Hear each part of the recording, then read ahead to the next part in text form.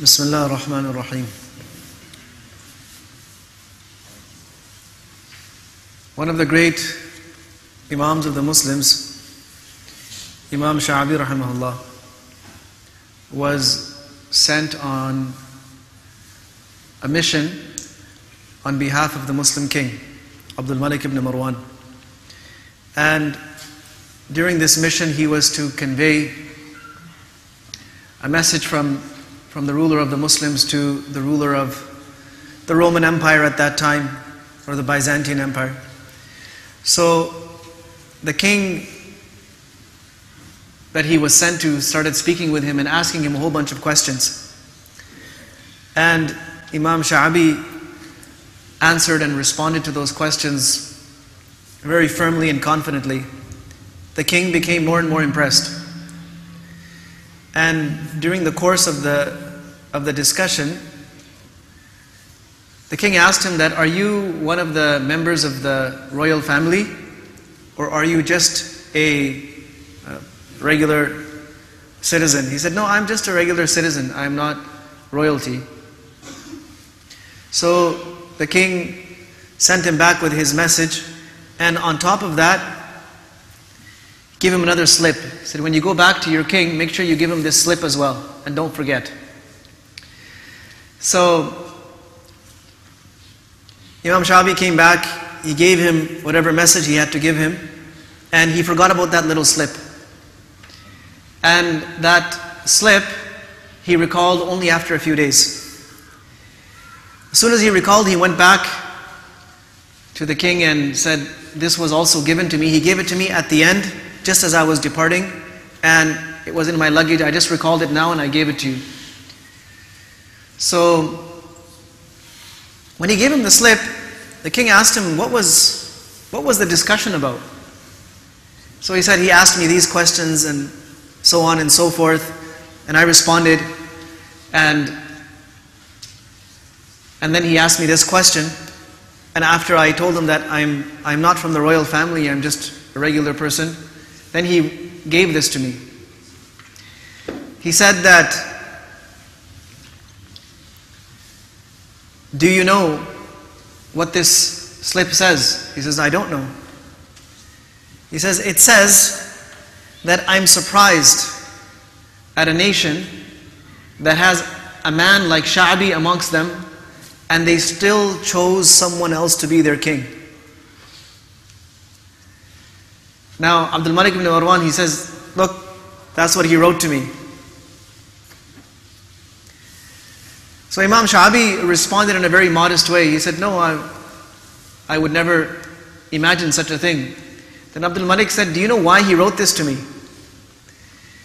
He wrote this to me so that I could become jealous of you.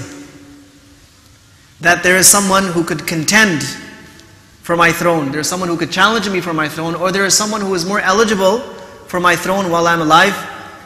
And he gave me that message so that I could have you killed. And the reason why he wanted to have me kill you in anger and in jealousy is because they don't have anyone like you in their kingdom. And he did not want the Muslims to have a person like this. So later on, this news reached that Roman king, that this is what the ruler of the Muslims said, and he said he was right. That was my motive. My motive was to spark him up, get him angry and jealous, and have him kill him. So who is this Imam Sha'bi? This Imam Sha'bi was a tabi'i who saw at least dozens of Sahaba. And he was such a great alim of his time that even while the Sahaba were alive and tabi'is who were older than him were alive, hundreds of people would sit around him and benefit from his knowledge. Allah subhanahu wa ta'ala had given him this prodigious memory where he says, I have never put pen to paper to note anything down. I've never had to. In fact, whenever something was said and I wanted to remember it, I would just never forget it. And whenever I read something and I chose to remember it, it would become locked in my memory, and I never forgot it. And he knew not just thousands and thousands of ahadith, but he was also because he had this photographic memory, he was able to memorize anything. Once he said, if I wanted to, I could start reciting poetry from my memory for 3 days straight without stopping, and I wouldn't have to stop. So he was one of the people that became, because of his knowledge and because of his wisdom, he became known as one of the prides of this ummah. But the interesting thing is, he came from a very humble beginning. His mother was a slave that was captured by the Muslims when they conquered Persia. He was not an Arab by lineage, and he was not from any high family. And it was his mother who worked on him and made him dedicated and made him committed to knowledge, and he progressed beyond the people of his time. So can you imagine a person who's come from such humble beginnings, from being essentially a freed slave or a family of slaves, he rose to the point where kings of that time became envious of him. Why did this happen? It wasn't his financial status. It wasn't his lineage, as we just mentioned. It wasn't anything to do with what he had in terms of possessions. It was his knowledge and understanding, and it was his commitment to deen that elevated him above the ranks of the people of his time. So any time in history when a person has committed themselves to such an endeavor, Allah subhanahu wa ta'ala has always elevated them, no matter what the odds were against them. Sometimes you feel like you have nothing going your way. Some might say that I don't have support from my family. Others might say that I don't have the finances. Others might say that I don't have the mind for it. But it's not about any of those things. Some might say that, no, I'm not talented like other people. It's not even about talent.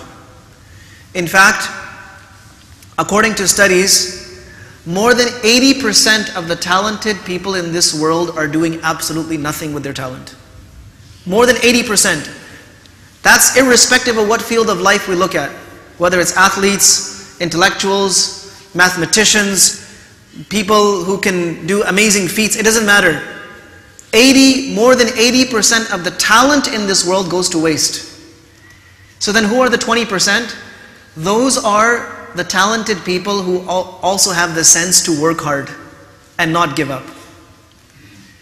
And that tells us that 80% of the people that are achieving things in the world are not from the top tier of talented people.